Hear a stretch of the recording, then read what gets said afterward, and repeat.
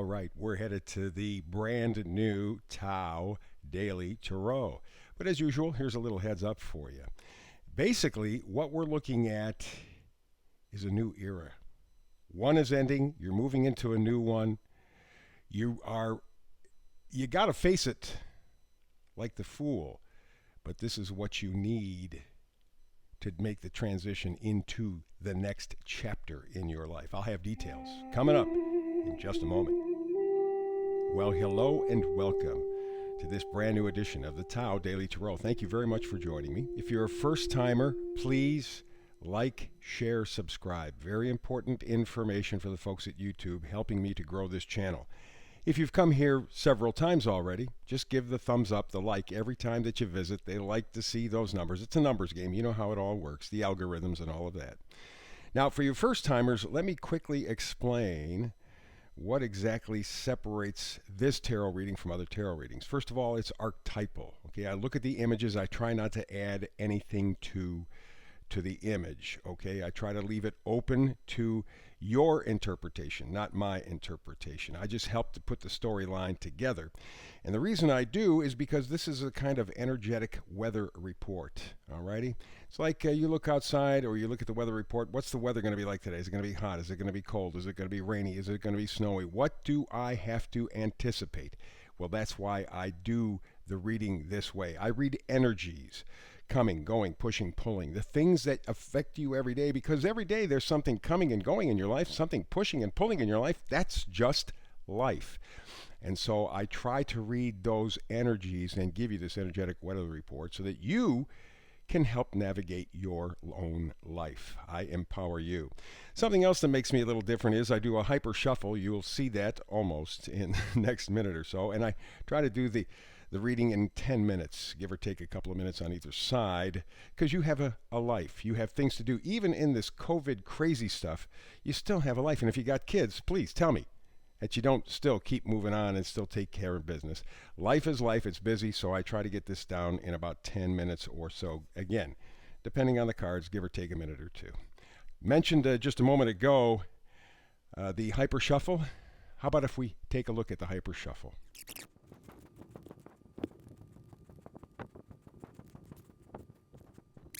So there you go. There is the hyper shuffle. Here is today's daily tarot reading, the Tao. Very simple, very direct. That's why I only use 8 cards to keep it simple, to keep it direct, to follow the Tao. Alrighty, first card out, soulmates. Pretty cool. Pretty cool. And you notice up there the top number, 41. That translates to a 5. So what that means, 5s are changeable. We're in it, by the way, a number 5 universal year. That means this is going to be a year full of change, and you can see where that really is a possibility. So this is reflected in this card, soulmates, but a number 5, meaning some sort of change or adjustment. Alrighty? So let's begin on the side of coming and going energy, and we begin with the High Priestess. High Priestess, intuition. She knows all, but not in the typical way. You notice that little moon at her feet, the little sliver.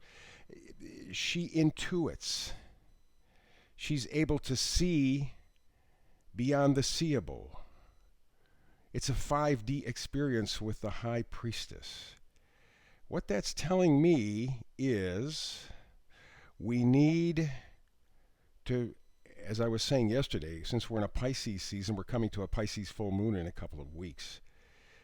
New moon. It seems to me like this is a time for feeling, not so much thinking, feeling. Trust your feelings. And the High Priestess says that would be the plan of attack. Here we go with the world. This always talks about the ending of one era, one episode in your life, moving to a new one. Alrighty? And that falls in very, very nicely with the High Priestess, because that's sort of where you're headed, but you're going to need your intuition. You're going to have to trust your feelings. Very difficult for a lot of people to do for a whole bunch of reasons, especially so at this time. Alrighty? So we move now to the energy of pushing and pulling. we have the King of Wands. King of Wands, very, very, very good. Very passionate, very much a leader, innovative, charismatic, but also juju, passion. And again, we see this theme of passion coming back into our lives. I don't think for a whole lot of people there is a whole lot of passion, excitement, enthusiasm. In fact, I think just the opposite. Although inside, your high priestess is telling you, feel your way, at least through this Pisces period into the Pisces new moon. Feel your way. You're going to get answers.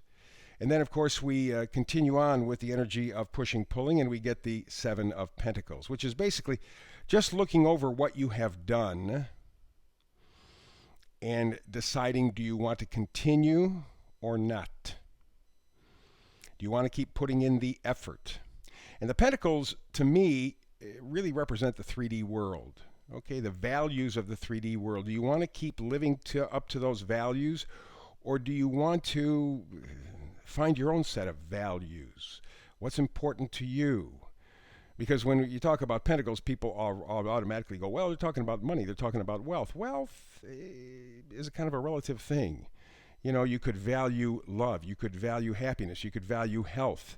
And yes, money is important, there's no question about it.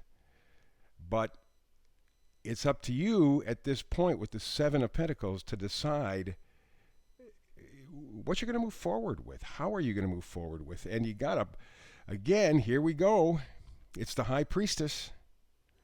Again, it's the idea of trusting yourself, trusting how you're feeling, trusting your intuition. And that's difficult because there are so many quote-unquote facts coming at us these days that we tend to overthink.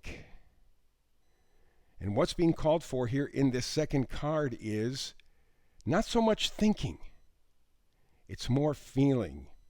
If you don't meditate, I would suggest, at least from now, through the Pisces new moon, maybe do some form of meditation or prayer or whatever allows you to intuit, to feel what you're feeling better. That would probably be good advice. And the reason is because we have the star. This is the ultimate healing card. Okay, it presents us with tremendous healing opportunity on all levels, and is the great antidote, by the way, to the Tower. It's the only real antidote to the Tower. We're not dealing with a Tower right now. We're talking about changing eras because we, of course, are looking at that kind of a thing when we're looking at the World card. We are changing. We are moving. There is the ending of one era, moving into another chapter of our lives. And the star says you could or should heal. And I'm thinking just intuitively, I'm thinking, we probably have between the Pisces new moon and the Aries new moon in the middle of April. Probably that's the time for healing. Pisces is a healing sign. And then the vice versa card is vice today. It's the Fool, the first card in the major arcana. Clean slate, clean board, nothing written on it, and just moving forward on faith, moving forward using feelings, not thinking, feelings. It's a difficult position because we're so conditioned to think. Problem is that we are often conditioned to think what the establishment wants us to think, in the parameters the establishment wants us to think, whatever fits as the establishment for you. And to feel on your own gets difficult because we don't trust ourselves. We're hard on ourselves. So that really is critical. You're seeing at least 3 cards that are saying, follow your feelings. Follow your feelings. Trust yourself. Believe. Know you're in good hands. The universe is watching over you. Alrighty, that's our reading for today. Thank you very much. Remember, please like, subscribe, and share. And until we get together down the road. It may be tomorrow because I do a brand new reading every day, 365 days a year, or maybe a little farther on down the road. Whenever we get together. Between now and then, I wish you nothing but blessings.